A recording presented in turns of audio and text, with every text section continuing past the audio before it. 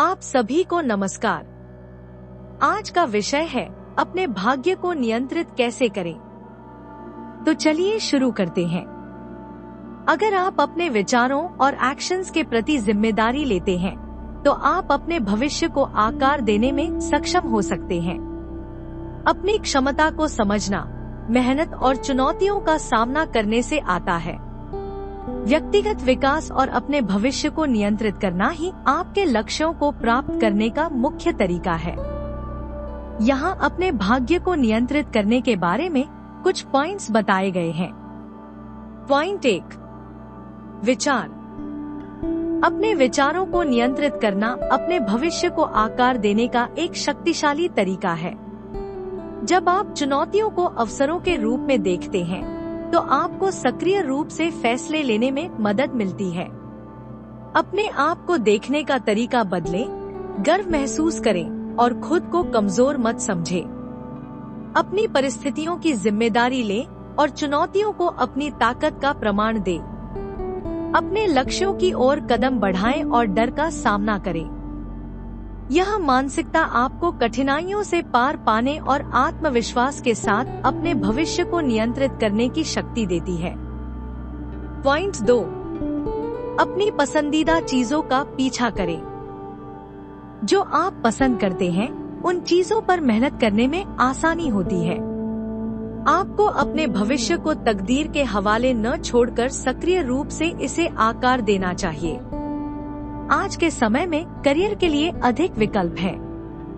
अपने भाग्य को नियंत्रित करने के लिए आपको जीवन में फ्लेक्सिबल और डिसिप्लिन होने की आवश्यकता है। आपको खुद पहल करनी होगी और आलस्य से बचना होगा, क्योंकि प्रगति केवल प्रयासों से ही संभव है। अगर आप कोई स्पष्ट दिशा नहीं चुनते, तो लक्ष्य को हासिल नहीं कर पाएंगे। पॉइंट 3, असफलता स्वीकार करें।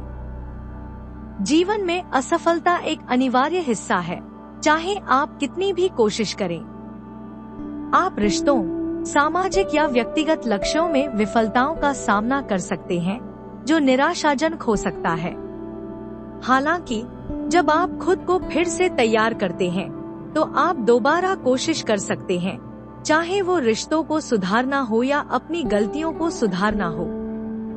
असफलता को यात्रा का हिस्सा मानना और उसे स्वीकार करना आपको सीखने और आगे बढ़ने का अवसर देता है। यह मानसिकता अपनाना आपके भविष्य को नियंत्रित करने की ओर एक महत्वपूर्ण कदम है। पॉइंट 4, वास्तविकता को अपनाएं।